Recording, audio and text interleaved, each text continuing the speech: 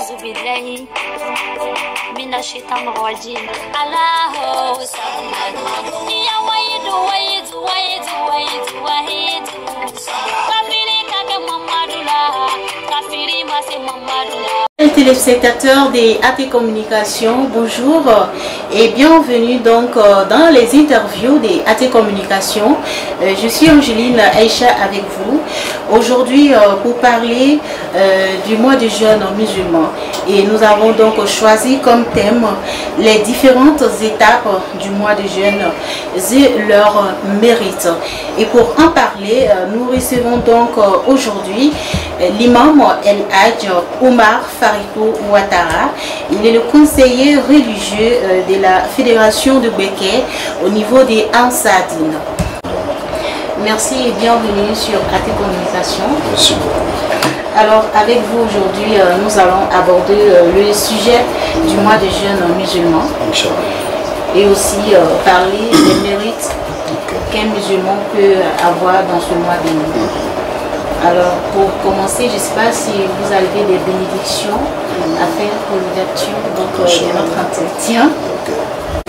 Bismillahirrahmanirrahim. Wassalatu wassalamu ala ashrafil khalqillah Sayyidina Muhammadin wa ala alihi wa ashabihi wa man walahum bi ihsan ila yawmiddin. Subhanaka Allahumma la ilma lana illa ma 'allamtana innaka antal alimul hakim. Ya muallim Ibrahim 'allimna ويا مفهم سليمان فهمنا ويا موت الحكمة لداود آتنا الحكمة وفصل الخطاب وآخر دعوانا الحمد لله رب العالمين. Amen. Alors nous allons commencer donc avec l'origine de ce mois béni. Comment est-ce que le mois de jeûne musulman est venu selon le Coran?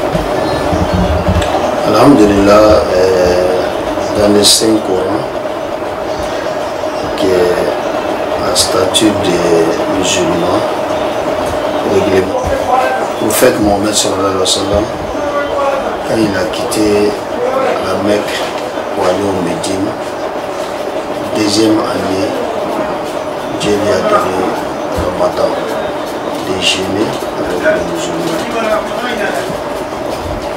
Il a obligé ça, c'est obligatoire à tous les musulmans, tous ceux qui sont musulmans doivent jeûner au mois de Ramadan.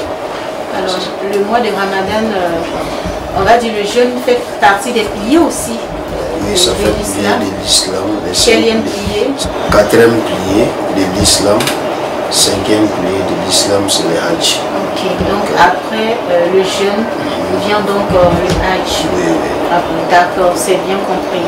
C'était donc au niveau même de Dieu qui a ordonné à Mahomet d'instaurer le mois de jeûne. Oui, oui. Mais il n'y a pas eu d'événement autour. C'est-à-dire? Est-ce que c'est quelque chose qui s'est passé qui a fait que Dieu a instauré cela ou bien?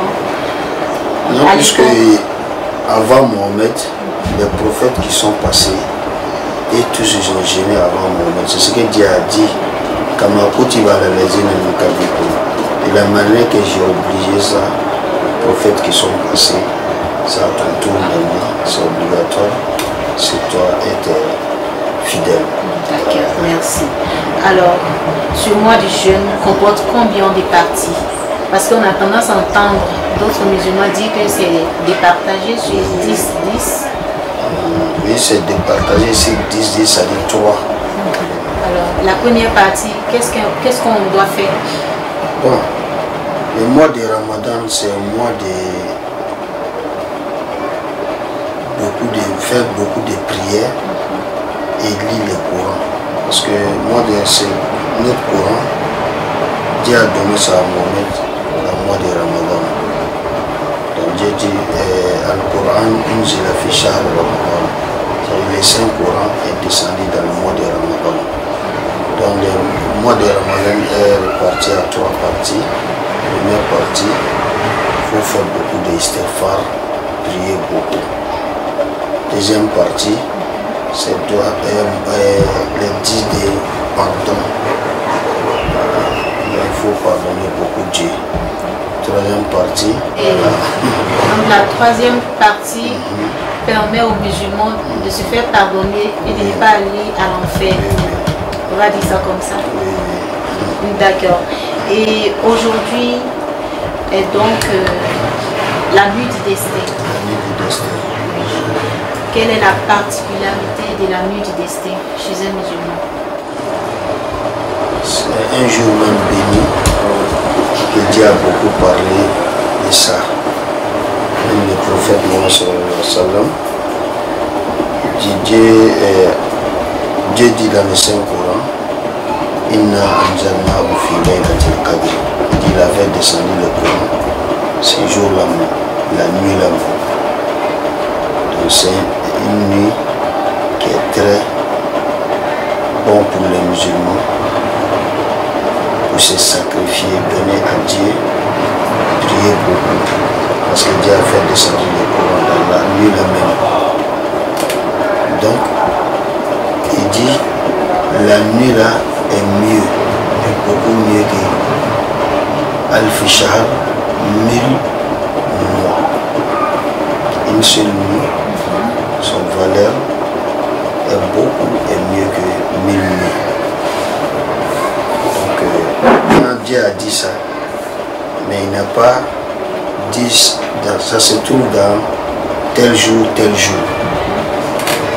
Mais quand les musulmans sont allés demander au prophète sallallahu alayhi wa sallam, il dit, si vous voulez avoir la nuit là, cherchez ça dans les 3 dixièmes, c'est-à-dire 10e, c'est-à-dire elle dit 20e jour et 30 jours.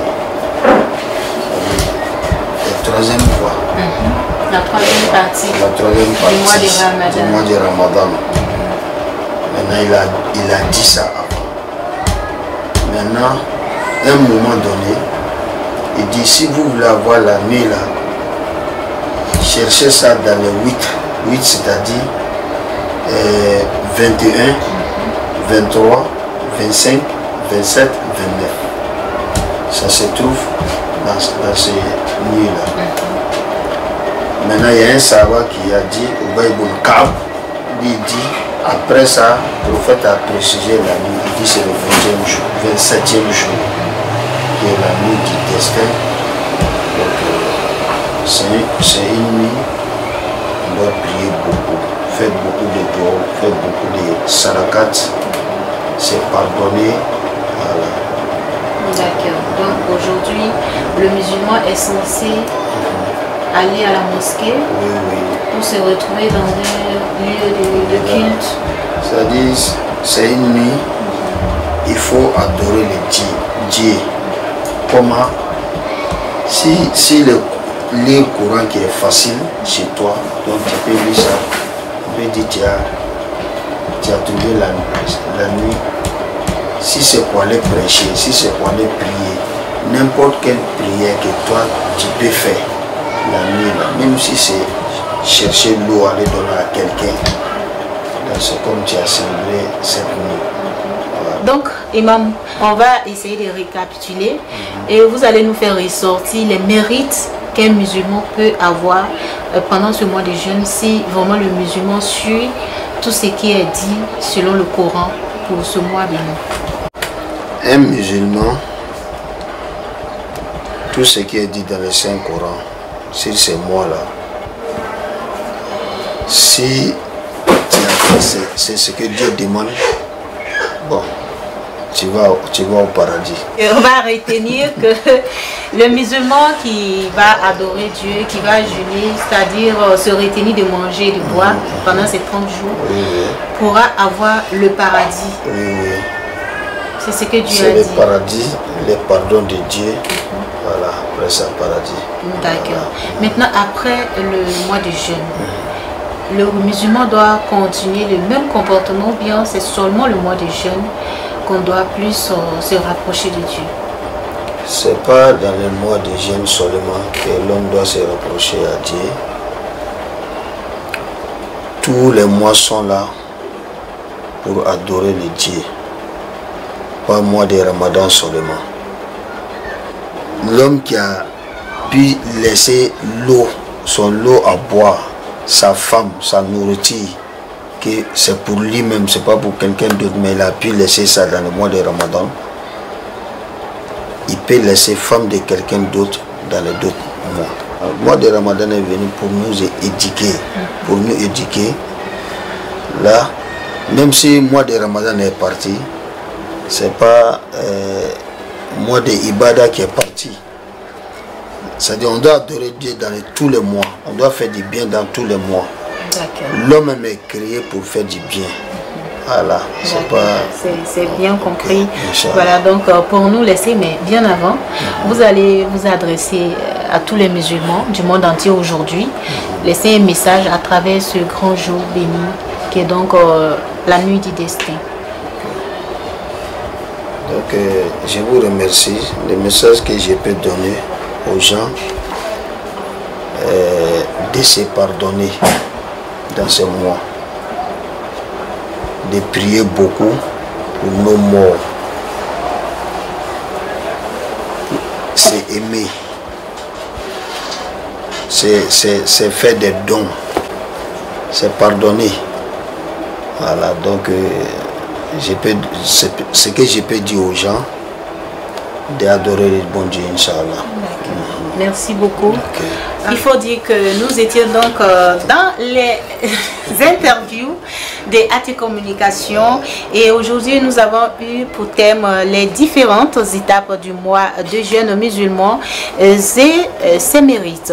Alors, pour les mérites, vous avez donc été servi et nous avons reçu aujourd'hui l'imam El Hadj Oumar Farikou Ouattara pour donner plus de précisions sur notre thème. On va se dire au revoir pour se retrouver très prochainement.